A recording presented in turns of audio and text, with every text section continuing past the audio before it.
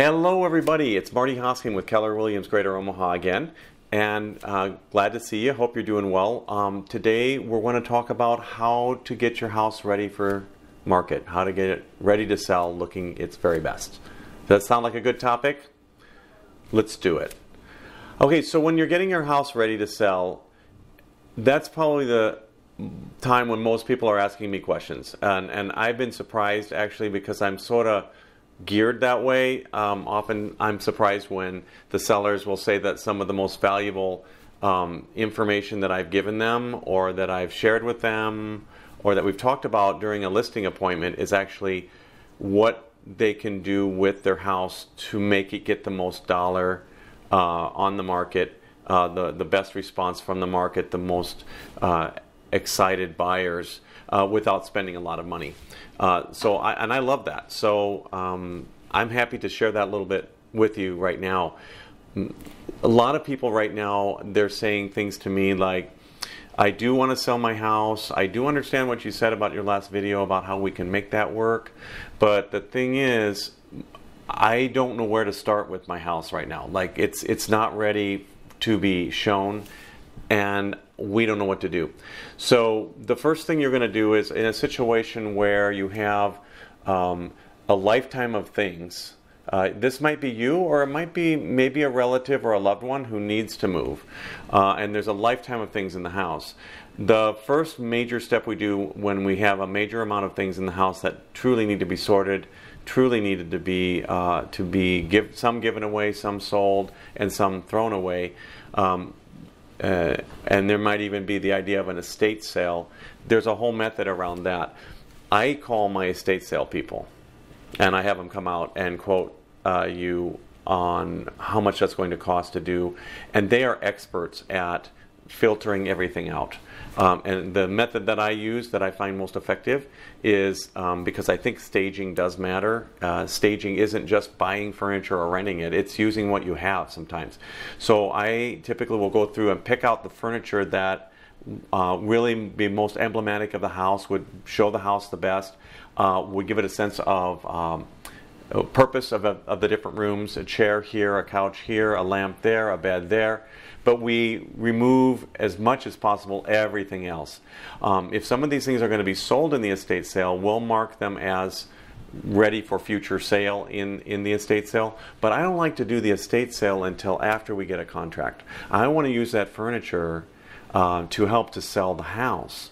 I don't want to have the full estate sale prior to getting a contract on the house. Now, getting a contract isn't so hard in this market, really, especially if we have the furniture that we're going to use for staging. So what we'll do is we'll have all of the stuff that we're going to sell in the estate sale, we'll have that moved to another location in the house or off the property for a period of time until we get the contract, and then we'll either bring it back or redistribute among the house for the estate sale. And this has worked for me many times. It takes some concentration, it takes some security and comfort in my ability to get that contract for you. But if you have that, and I do, if we can work together on that, it works out great. And that's one way to get the house ready in a major way for houses that are full.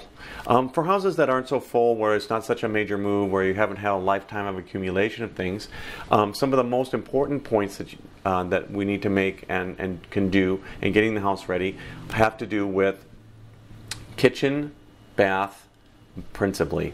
So in your kitchen, for example, we're going to take everything off the counters, all the appliances as much as possible. We want to make those counters look as large and expansive as possible, especially in your smaller kitchens. We're going to take all of the things that, you can look at my refrigerator right here. It's full of doodads on there, magnets and things, pictures of friends. All of that, we take that off the refrigerator. We take all the personal items, we put them away in another spot where we can get at them, but they're not exposed for people to see. We take the valuables and lock them up too, because people are going to be going through the house. We don't want anybody to have a temptation that's there. Super clean, down to the very corners and edges. Get that toothbrush out, get that kitchen super clean. And then we might do a little bit of paint where necessary, where there's been something rubbing wrong or something like that, a broken switch plate. Do that. All of that stuff where people are going to be looking at the finer points, are going to be touching and looking to give them an idea that this house is in good this is in good shape. These people have taken good care of their house. In the bathroom, we're going to do very similarly. We're going to take all of our personal articles.